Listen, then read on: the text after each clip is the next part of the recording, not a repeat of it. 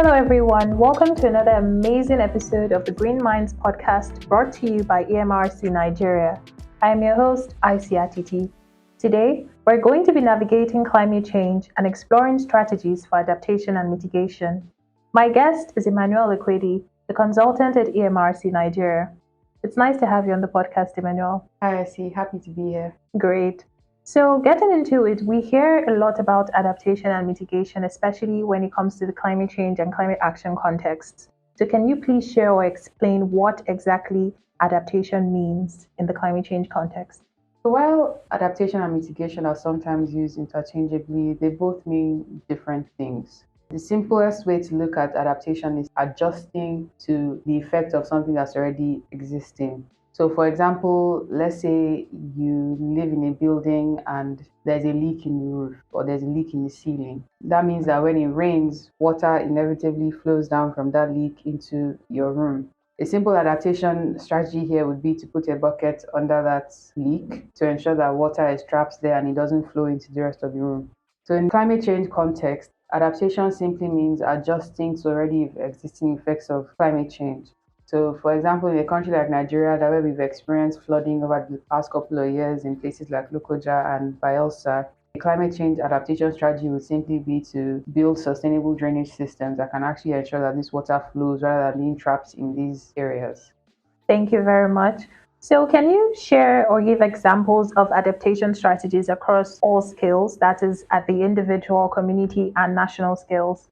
This question is very important, I think, because although it's been mentioned several times, I think it bears repeating and it will actually be repeated in subsequent podcasts as well. We all need to understand that climate change adaptation strategies or initiatives have to carry everyone along. It doesn't just work at an individual level, it doesn't just work at the community level. It's a national and global issue that needs to be addressed on national and global scales. So this will involve individuals, communities, governments across all levels, from the local to the state, to the national or federal government, all lending a hand to ensure that we build a sustainable future. So starting from the personal level, an adaptation strategy that individuals can adopt can be as simple as wearing sunscreen.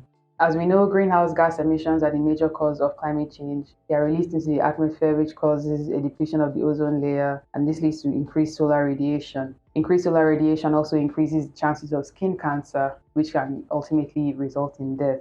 And a key way to prevent skin cancer is by using sunscreen. So when we look at it from that angle, we see that applying sunscreen is actually a climate change adaptation measure. However, studies have also shown that sunscreen actually has an adverse effect on the environment. So it's important to also ensure that you're using environmentally friendly sunscreens. On the community level, a simple example would be afforestation, which would involve planting trees in areas where there were no trees previously. In countries like Ethiopia, we see the government also working on the community level along with international organizations to implement programs where they provide food and cash to individuals and families in communities that have already started feeling the effect of climate change. In the sense that in such communities, due to droughts or delayed rains, food security is threatened. So by providing these incentives or providing these items to these communities, they are able to adapt or allow these communities to continue to thrive even in the face of these threats. I think at a national scale, we would expect that there will be more funding.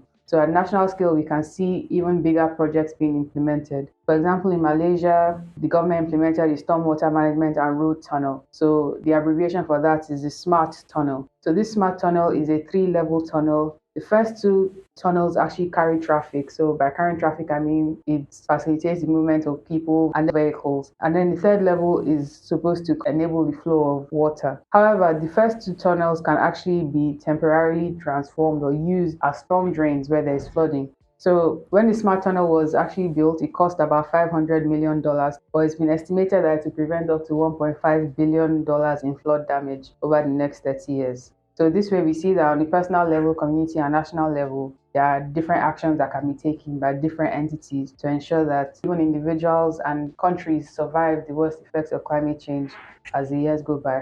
Thank you very much, Immanuelle. So from your explanation so far, adaptation is the action you take to cushion the effects of climate change. So what then is mitigation in the climate change context?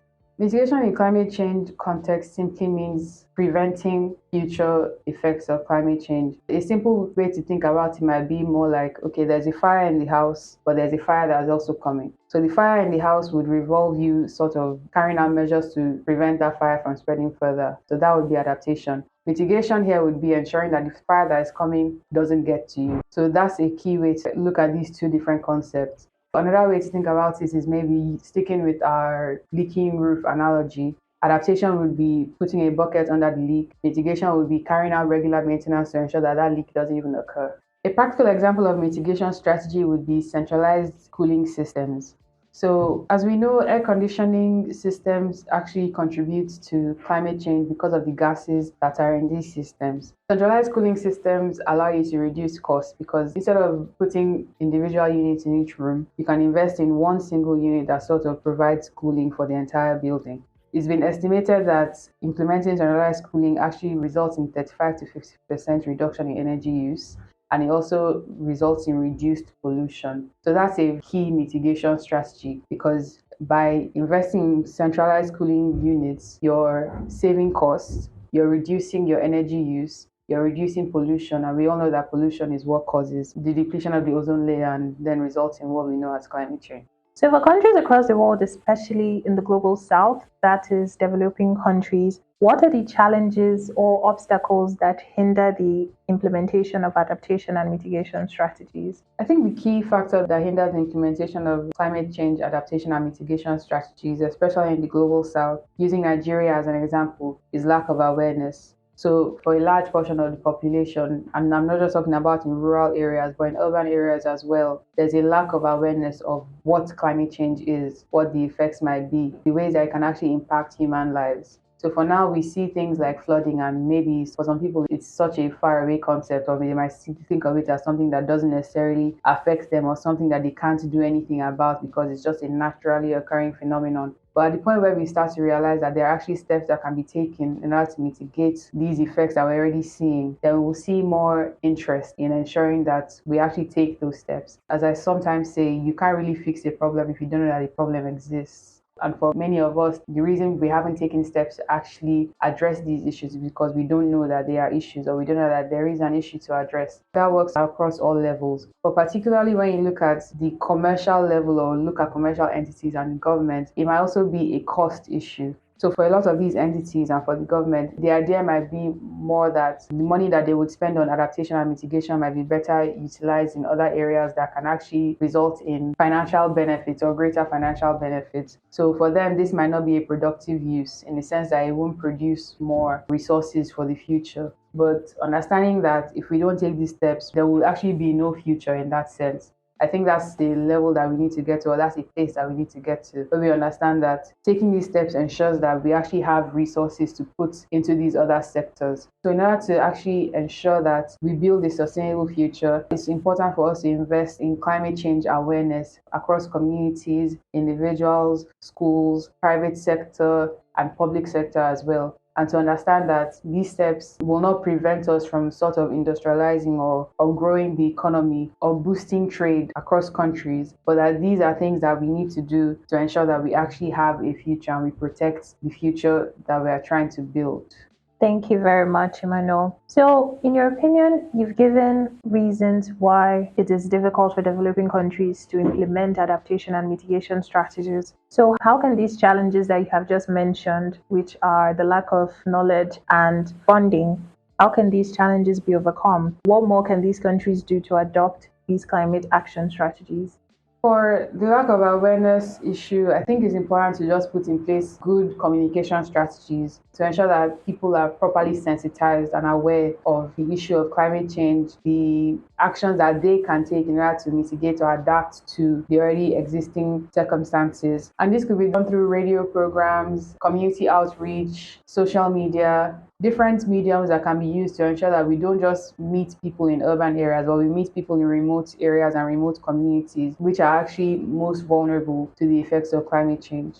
On the issue of cost, the government can partner with private entities, enter into public-private partnerships to ensure that this funding is actually provided for them to carry out the activities that they need to in order to ensure that we are actually able to survive the effects of climate change. And this funding could be put towards infrastructure building, sensitization programs, centralized cooling in government buildings, ensuring that we sort of renovate our buildings to ensure that they are resilient or climate friendly, and ensure that they are able to withstand the coming effects or the coming worst effects of climate change. So, as a closing question, there's a popular saying that prevention is better than cure. So, I would like to ask if, in your opinion, you think any one of both strategies should be prioritized more, especially for developing countries like Nigeria. So, do you think one out of adaptation and mitigation should be prioritized more? I think climate change mitigation and adaptation go hand in hand. As I said before, if there's a fire in your house and there's a fire coming, you need to address both fires. You can't just put the one in your house out and then leave the one that's coming to just keep burning till it gets to you. There's something to be said about preventing things before they happen. There's also much to be gained from addressing issues that already exist. So I would say that they go hand in hand, and it's important for governments and entities, even private sector, to understand that they have a part to play. We all have a part to play in ensuring that the fire is actually put out. Thank you very much, Immanuelle. To our listeners, as you have heard, I hope this has been an insightful podcast. You've been able to differentiate between adaptation and mitigation strategies. And I would also like to add that despite the fact that countries like Nigeria contribute the least to global emissions, it doesn't mean that we should not be concerned about the effects of climate change, because despite the fact we contribute the least, we have some of the most vulnerable populations. We have communities that are affected the most by the effects of climate change. And this is because of factors like our socioeconomic status and others. So regardless of our contribution to global emissions, we have to put in the action. And like Immanuelle said, we need to know that it is an effort from the individual, community, and national scale. We have to collaborate. The government has to collaborate with the private sector, and we as individuals also have our responsibility to ourselves and to the environment. I hope you guys enjoyed this session. See you next time. Thanks for listening.